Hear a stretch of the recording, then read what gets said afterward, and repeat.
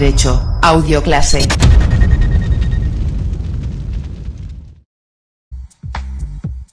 Y continuamos con nuestro programa ahora con un tema de derecho civil que lleva por título la sucesión testada y la intestada. Para ello contamos con el catedrático de la disciplina, Carlos Lasarte Álvarez. Muy buenos días y bienvenida. Muy buenos días. Bienvenido. Bueno, no pasa nada, sí, además con la... Hay que tener parte femenina también, ¿eh? Siempre bueno, lo siento, pero hoy ya, por cierto, ya es el último programa en el que va a intervenir. Estamos todos ya cansados. En el que va a intervenir en este curso. Y el tema es interesante. Según el artículo 658 del Código Civil, dice que la sucesión se difiere por la voluntad del hombre manifestada en testamento y, a falta de este, por disposición de la ley. El primero es el que se le conoce como la sucesión testamentaria, ¿no? Y la segunda, la de disposición de la ley, la sucesión legítima. ¿Eso es así? Evidentemente, claro. Bueno, ¿no? pues eso es así porque lo dice el código, pero bueno, hay que leerle un poquito la cartilla al código, porque... sí, porque claro, la sucesión se difiere por voluntad de la persona, del ser humano, no solo del hombre, también de la mujer, ¿eh? Bueno. Claro, por eso, no, pero es que... Por voluntad de las personas, y cuando no hay testamento por sucesión intestada o legítima, pero hay que tener en cuenta que por medio están las legítimas, el sistema legitimario del que ya hemos hablado. Y que puede llevar a confusión. Claro, por eso puede originar muchas confusiones. Y es mejor hablar de testamentaria o testada, sucesión intestada o ab intestato, utilizando la fórmula romana, la expresión romana, procedente del derecho romano, y después hablar del sistema legitimario para hablar de aquella cuota parte que de todas maneras, aunque haya testamento, hay que reservar en favor de los legitimarios. En ese sentido, por tanto, yo creo que es preferible que, con independencia de que el código hable siempre de sucesión legítima, ciertamente, como usted apuntaba, pues que hablemos nosotros de sucesión ab intestato o intestada. Pues entonces, para aclararnos mejor, vamos a hacer entonces la sucesión testada y la intestada. Pues empecemos con la sucesión testada. Cuando uno otorga un testamento, cede sus bienes. Claro. Bueno, no solamente sus bienes, ¿verdad, profesor Lasarte? Bueno, cede sus bienes. Mire, el testamento es un acto mortis causa, ¿no? En ese sentido permite ser vehículo para la adjudicación de bienes, pero permite ser vehículo para muchas cosas más, y es vehículo de muchísimas cosas más. Muchas veces de ruegos, de intenciones, de consejos, de manifestaciones vergonzantes que uno no ha sido capaz de hacer en vida, etcétera, etcétera, etcétera. Es decir, en un testamento se puede hacer el reconocimiento de un hijo extramatrimonial, por ejemplo, ¿vale? En un testamento se suele hacer manifestación de fe religiosa. Incluso aquella gente que a lo mejor a lo largo de su vida ha sido muy agnóstica o muy poco practicante, pero que llegado el momento a lo mejor de que redactan el testamento siendo viejecitos, pues le renace el espíritu religioso, ¿no? Y entonces, bueno, pues a lo mejor le renace el espíritu religioso hasta el extremo de que hace una adjudicación directa de una determinada cuota de la herencia en favor de una orden orden religiosa, ¿no? Una orden religiosa, de una iglesia determinada o de un grupo determinado de personas, como pueden ser incluso, le dejo el dinero, tal dinero, a los pobres, ¿no? A los pobres de tal localidad. Así pues, el contenido del testamento, en general, no es que tenga que hacer señalamiento de bienes, lo que tiene que hacer es señalamiento de cuotas. Aquí se funciona por cuotas y por quebrados. Pese a la torpeza matemática tradicional de la mayor parte de los juristas, o al menos de este jurista que habla, lo cierto es que en la herencia no hay más remedio que manejar los quebrados, y porque además... De verdad es lo tradicional. Y además es lo que debe hacer el testador. El testador no puede señalar bienes, la persona que otorga testamento. Porque ¿qué sabe él si cuando llega el momento del fallecimiento va a haber tales bienes o va a haber otros? Porque claro, uno puede hacer el testamento a la edad que le venga en gana. Sí, evidentemente, no es necesario cuando uno... Y además puede hacer todos los testamentos que le vengan en gana. Y por ejemplo... supongamos, si una persona con 65 años hace un testamento, eso no quiere decir que se vaya a morir. A lo mejor, si se jubila a los 65 años, pues tiene que ir tirando de bienes para vender y sobrevivir, aparte de con la pensión, pues con un complementito más, porque a lo mejor la pensión es cortita, porque las pensiones son casi todas, hablando en términos familiares y coloquiales, pues bastante cortitas, como he sabido, ¿no? Tanto a las públicas como las privadas. Los fondos de pensiones no se sabe qué futuro puedan tener, por tanto, al causante, o cuando realiza testamento, lo que de verdad le puede interesar es señalar fundamentalmente las cuotas, ver si en el caso de existencia de legítimas utiliza el tercio de mejora o no, etcétera, etcétera. Y ya está, y lo dice en testamento, y una vez que se muera, pues a quien Dios se la dé, San Pedro se la bendiga, desde el viejo refrán, ¿no? Se abre el testamento y a ver lo que sale. ¿Y se podría ir entonces en contra de la voluntad del testador? ¿En qué sentido? Pues alguna disposición que haya puesto se puede revocar. Bueno, revocar las disposiciones del testador, hay en general, hombre, tradicionalmente se dice que voluntas testatoris lex testamentaria. La voluntad del testador es una ley en marco testamentario, etcétera, etcétera. Lo que pasa, claro, eso siempre y cuando la voluntad testatoris esté manifestada, sea conforme a derecho, etcétera, etcétera. Si, por ejemplo, la voluntad testatoris es, le dejo a mi hija una mejora y tal y cual, pero para que se meta monja y para que me dedique a oraciones y tal y cual, bueno, y lo que le limita es, por tanto, su libertad matrimonial, pues automáticamente una condición que se tiene que tener por no puesta, ¿verdad? Si el testador lo que quiere es un testador como tantos otros, como tantos hay en la vida, en política, recuerda lo de Franco, dejo todo atado y bien atado y se deshizo todo como un azucarillo. Tanto político que cuando está en el poder se cree que es el centro del mundo y que después se desvanece y es un ser vacuo e inane como somos la mayoría, todos nosotros, ¿no? Pobres hombres y pobres mujeres. Bueno, pues el testador puede pretender, por ejemplo, decir: hay que respetar lo que diga el contador partidor, incluso para repartir los bienes. Si los herederos se ponen de acuerdo, el contador partidor no tiene ni que decir ni buenos días. No. Porque claro, como es reparto de bienes, lo que se trata al designarse el contador partidor es que no haya disputas entre los herederos. Pero si los herederos están de acuerdo y hacen la distribución de bienes, el contador pues no tiene nada que decir es en un ese convidado caso, ¿no? de piedra, ¿no? En ese sentido. Entonces, hombre, otras cosas hay que respetarlas, claro. Si el testador dice que ha sido muy católico, pues aunque uno crea que no lo ha sido, si es heredero, tampoco tiene Pero ninguna esas incidencia, ¿no? irregularidades que se puede cometer a la hora del acto a la hora de hacer el testamento, es porque no se ha hecho, por ejemplo, ante un notario. Depende de la forma del testamento, porque si no estás informado, a lo mejor puedes poner una disposición que no se ajusta a ley. Lo que pasa es que incluso con consejo en contra,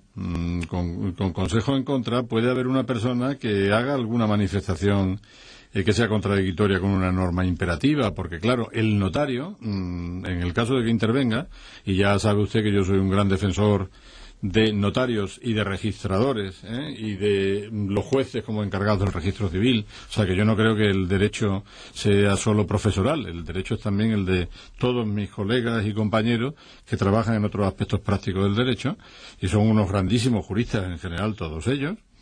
Pues el notario puede aconsejar, lo que pasa es que no puede imponer, ni él le dejen para decir. O sea que si uno dice que yo quiero reconocer a un hijo extramatrimonial, el notario no puede pedirle una certificación de que es padre. No sé si me estoy explicando.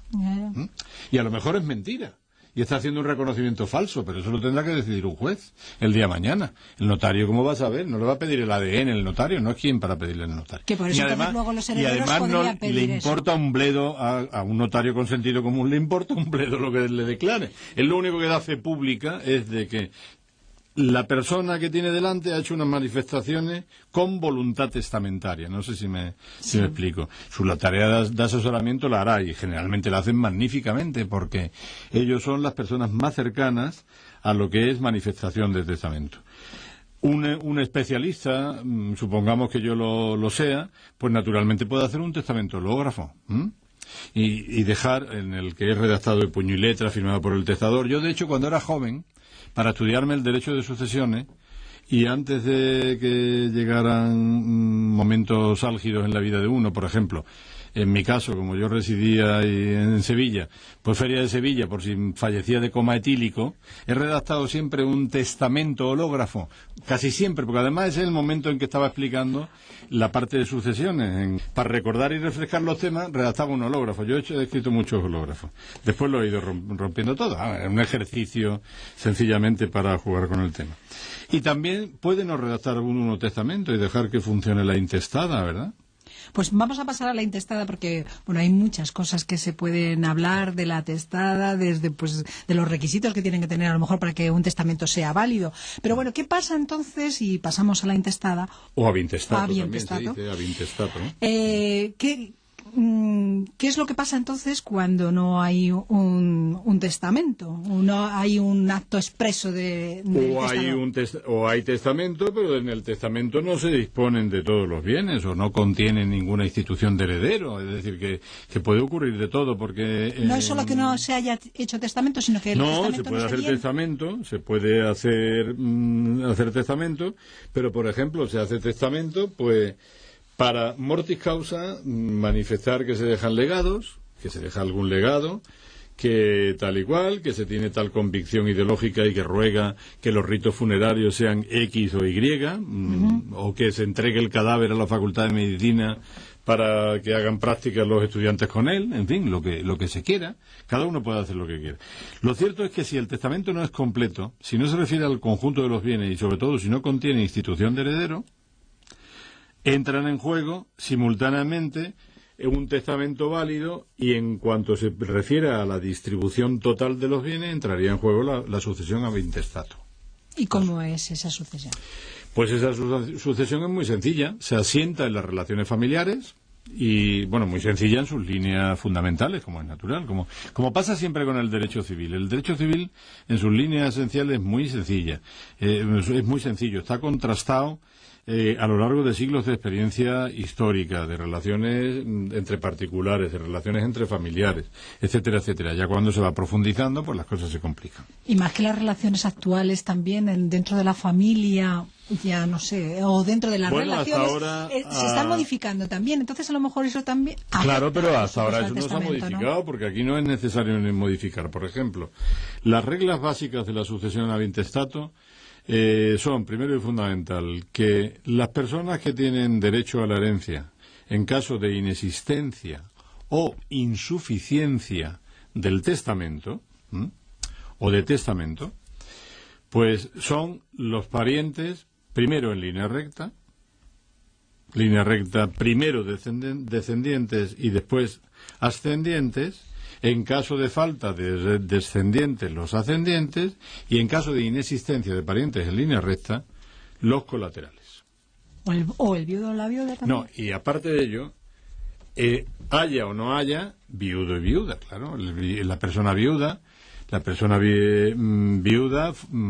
digamos, concurre tanto con descendientes como con ascendientes, y no concurre con colaterales, gracias a Dios ya, porque ahora ya los colaterales en caso de viuda quedan excluidos. Ajá. Las líneas son muy sencillas, ahora lo que pasa es que después hay que rascar, claro. Y cuando se rasca... ¿Por qué? Porque claro, hombre, que hay que rascar en la materia, porque ahora empezamos con las preguntas y con todas las dificultades. Es lo mismo un descendiente adoptivo que un descendiente consanguíneo. Es lo mismo un descendiente matrimonial que un descendiente extramatrimonial. Claro, ya empezamos con las dificultades. Es lo mismo que un descendiente... ¿En qué grado hay que ser descendiente? Claro, porque eso es lo fundamental, ¿verdad? ¿Cómo funcionan las líneas y los grados? Claro, ya empieza todo a complicarse un poquito. Precisamente el mes pasado estuvimos hablando del parentesco también. Claro, estuvimos hablando es más, fíjese la importancia que tiene el parentesco en relación precisamente con la sucesión intestada, que la regulación del parentesco en el Código Civil Español se encuentra en sede de sucesión intestada. Los artículos están situados en sede de sucesión avintestato. Porque es realmente, digamos, el momento antonomásico en el que las relaciones del parentesco y el saber computar el cómputo del parentesco, contar los grados, etcétera, etcétera, es radicalmente necesario. Bueno, pero los descendientes creo que están como muy claros, ¿no? Los Está muy hijos, Sí, está muy claro, pero si quiere le complicamos un poquito. ¿cómo lo podemos complicar? Pues muy sencillo. Hay un hijo que cuando llega el momento de abrirse el testamento, supongamos, fallece una persona que fallece con 90 años. ¿Usted cree que exagero mucho? No, ¿verdad? En la No, sociedad por actual. supuesto. Vale, muy bien. Sus hijos tienen 60, la línea de sus hijos andan en los 60 años. ¿Exagero mucho? Pues no, con 30 años hay mucha gente que hemos tenido hijos. Sus nietos, hay nietos que están entre los 20 y los 30 años. Sigo sin exagerar mucho, ¿verdad? Pues Y alguna de sus nietas Puede tener hasta bisnietos. haberse quedado embarazada jovencita, que sea una buena mujer en sentido tradicional como reproductora y que haya tenido, por ejemplo, pues 2 nietos, Sí, bueno, con lo entonces- cual ya tenemos, ¿vale? Sí, pero a lo Hijos, mejor, pero nietos, ¿eh? sí, Hijos, nietos y bisnietos. pero en Bueno. principio serían, si quieres, solamente a los hijos, ¿no? A los hijos, en principio. Pero supóngase que el padre de la hija que ha tenido bisnietos se haya matado en un accidente. Ah, bueno, porque ya no existe, se ha muerto Y uno de supóngase- uno de sus herederos, supóngase- uno de los legítimos, ¿no? Que la hija lo acompañara en el momento del accidente automovilístico y que, por tanto, fallecieran juntos. Hubo un caso de comoriencia. Ujú. Pues ya lo que tenemos se nos ha complicado un poco el ejemplo. ¿A que sí? Bueno, es el descendiente directo también, ¿no? Por Sería eso. el Pero bisnieto. unos heredan en las líneas. Pero no Entonces, hay duda, quiero decir, en este sentido, ¿no? De hijos y nietos no parece que haya duda, ¿no? Hombre, hay duda por lo pronto sobre la cuota, ¿no? Ah, la cuota. Claro, digo yo. Tendrá Que ver fue lo que alguna. dijo al principio, que lo importante son el tema de las cuotas y los quebrados. Claro, los quebrados, y en el caso de parentesco, los grados. ¿O es que va a ser lo mismo un hijo que un bisnieto? No, pues O dependerá si la línea común de descendencia se ha roto o no se ha roto. ¿Mm? Dependerá Profesor de- Lasarte, vamos por a- eso, el derecho, el llamado derecho de representación, es decir, que los de grado más alejados del causante puedan representar en caso de inexistencia, de haber prefallecido, de haber fallecido antes, puedan representar precisamente a sus ascendientes en la línea recta descendiente, en la línea recta descendente, ¿no? Resulta tan fácilmente explicable cuando se está ante un caso de sucesión intestada y tan difícil de estudiar cuando se encuentra instalada en los temas generales como ocurre en todos los programas de derecho de sucesiones de nuestro país. Profesor Lasarte, ya vamos a tener que concluir, evidentemente que Pues siempre... no hemos resuelto todavía no nada. hemos resuelto absolutamente nada. Claro que esto tampoco está para resolver, esto está para suscitar dudas, generar interés, ver Pues lo por eso- rico y lo poliédrico que es el derecho civil, Por como eso la realidad mismo misma. me gustaría que ya, que es también la última ocasión que tiene oportunidad en este caso de dirigirse también a los alumnos, no solamente a los oyentes que nos puedan estar escuchando en este momento, pues que diera a lo mejor unas líneas generales de estudio de esta materia que estamos en este momento tratando. Pues yo creo es que muy sucesiones se estudia con mucho gusto cuando uno se coloca en veste de heredero. y con gran amargura cuando uno se ve ya que es el causante. Va a ser el Así tercero, que, ¿no? bueno, lo que hay que hacer es colocarse, pues eso, en veste de heredero y imaginarse siempre que va a recibir uno una herencia. Desde ese punto de vista se estudia siempre con mucha emoción, ¿verdad? Con mucha emoción, porque además, bueno, puede encontrar uno siempre un... Pero ¿en dónde está la complicación del tema? Si Bueno, es que está existe la complicación del tema. La complicación del tema está en que el derecho de sucesiones realmente tiene una formación histórica muy rica desde el punto de vista doctrinal, es verdad. Es muy complejo y hay instituciones enormemente complejas porque, claro, el fenómeno hereditario no nació ayer. Dese cuenta de que el fenómeno hereditario es una consecuencia inmediata, necesaria e ineludible del fenómeno de propiedad privada. No se puede permitir que haya un vacío ni una caída. Cuando uno fallece tiene que haber un heredero ya abocado al patrimonio, abocado a los bienes, ¿no? Y en ese sentido una experiencia secular. Todas las experiencias seculares se pueden explicar, pero no son tan sencillas como a primera vista parece. Bueno, pues nos vamos a quedar con eso ya. Dentro de nada los alumnos de Derecho Civil 4 se van a tener que examinar porque ya termina el curso. Estamos ya muy próximos a su término.